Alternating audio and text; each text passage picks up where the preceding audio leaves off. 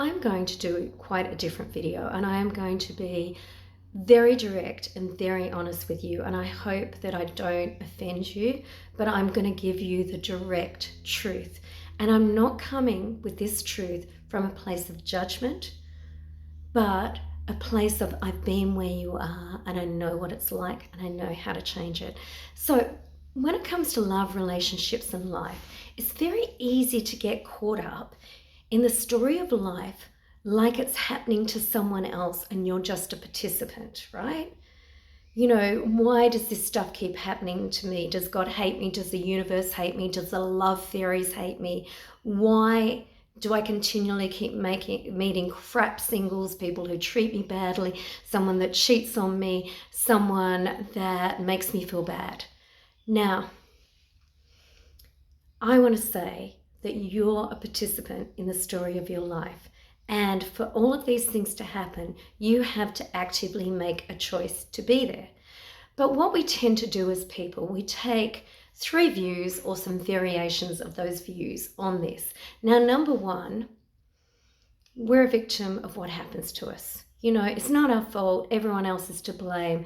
It's all men are assholes. All women are bitches. It's everyone else's fault but yours. Everything happens to you and you're powerless. But the problem with this is you're powerless to change and you're stuck at the cause of the problem. It's not helpful. It's not resourceful. And for every bad situation you've been in, you've absolutely put yourself in that position. And let me say, you know, look, maybe you've got back with an ex, or you've wasted years of your life on someone that doesn't want a commitment, or you settle for people who treat you bad.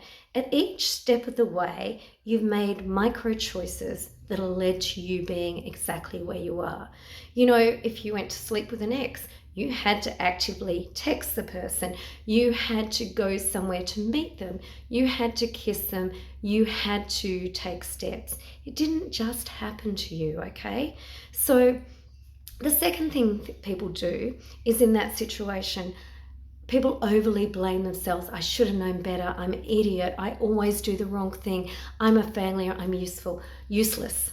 Now that's not helpful. It's not resourceful either. The final thing that you can do is take radical self-responsibility for your life and your actions.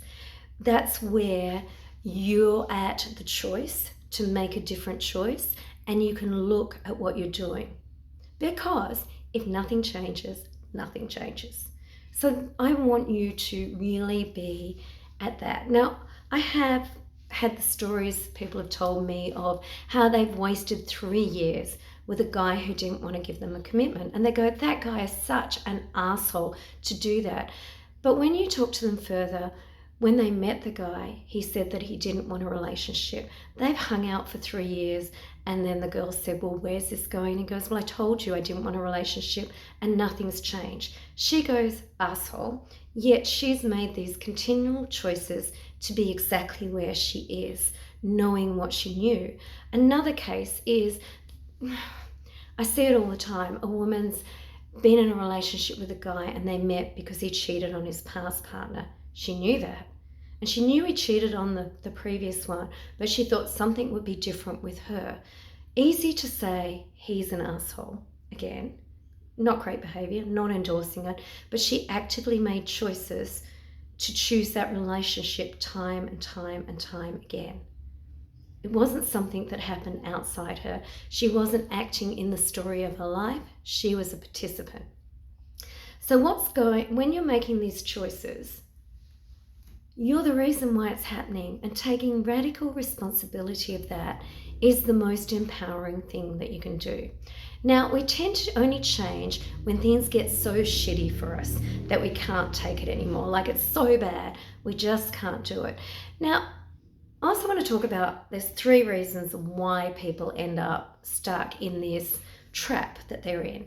Now, the first reason is they're addicted to drama.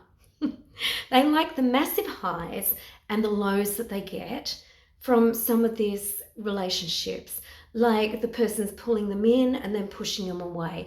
And for some reason, the relationship only feels good when that's that level of drama. And in fact, they're addicted to it. that having to prove that they're good enough, prove that they're lovable on a continual basis, rather than coming from a place of self-esteem. Now, what's interesting is I'm sure you've seen the memes around where the meme says it's not mad, passionate, wild love, I'm not interested. Now, a lot of the time, that mad, passionate, wild love is a toxic roller coaster relationship that you bought a ticket to be on that ride. Healthy, wonderful, supportive love feels much calmer. Yes, you do have passion to begin with, but it doesn't have to come with that massive toxic chemical reaction that you're choosing time and time again. And again, the choice is yours. Now, the second thing, people get addicted to the story. Okay, so maybe you're really excited because you've finally met someone you like. You met this amazing guy or girl, and it feels so good. Finally, things are going right for you. Yet as you go on, it doesn't feel as good as it did before, and you can kind of feel it isn't quite what you thought it was. But you hang on to that picture in your head of how it felt in the beginning, of that relationship that you imagined it would be. You keep wanting that feeling you had at the beginning, but the reality is it doesn't feel that way now, and it doesn't feel good, but you choose to stay there and stay there and stay there in something that doesn't feel right for you. Now, the final one is you're addicted to feeling like crap. Okay, I'm going to get my notes so I get this bit right. I know it off by heart, but it's easy to say it the wrong way. Now, it's weird but true. You're addicted to feeling bad about yourself, and you're so addictive that it's normal for you to feel shitty about yourself. You get caught up in the shame spiral, okay? Now, let's talk about bias for a moment. Now, bias, there isn't truth, there's just perspective. Often you'll have a situation where your perspective is one thing, mine is another. Now, our brain is a wonderful and weird thing at times, but we have something that's called the confirmation bias. So what our brain looks for is beliefs that match our view of the world. And it literally deletes things that don't. Now, this can be powerful and it can work for you in a wonderful way. If you believe that, true love is available, that there's wonderful people out there, and that life is going to treat you well, you're going to look for situations, people, and places that match that view. However, the opposite is true. If you think everyone else out to hurt you, that there aren't any good singles out there, and the world is full of bad people, that is exactly what you're going to see. The other thing is, when you don't feel great about yourself, then you don't believe you deserve to be loved. Now, this comes from a very unconscious place. So if you've got that, bad self-esteem or lack of self-worth, you will get addicted to that crappy feeling. And if you don't think you deserve to be loved, and you aren't sure that you're ever going to be in a loving relationship, you will seek out stories, people, and places that confirm that view. And you can see how that will then work against you. Now, your brain will literally ignore anything that goes against that particular view of the world, okay? Which is scary again. So you will literally see what your unconscious internal views of the world is.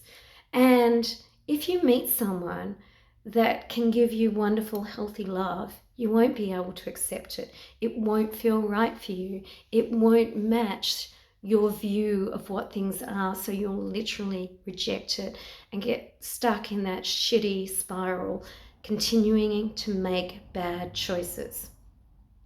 Now, you're continually confirming that you're unlovable and more attached to the feeling like shit and the drama, and more attached to the thinking woe is me than anything else. But what I want you to do is I want you to start to take radical responsibility. If you're busy sitting on the couch and watching Netflix and you never go out and meet someone, that's a choice. If you're choosing to date people who don't want a commitment, that is also your choice, okay?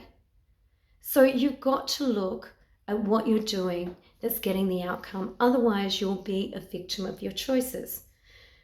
Nothing changes if nothing changes. Now, I believe that when you do the work to feel much better about yourself, that wonderful, healthy love is available for everyone. And that's one of the big reasons why I do my work as a relationship expert. So you can shift some of those unconscious beliefs that get you caught up in the shame spiral, get you caught up in being a victim because you simply don't have to. Now, my name's Debbie Rivers. I'm a relationship expert, and I hope whatever you do today, you're being kind to yourself. Bye.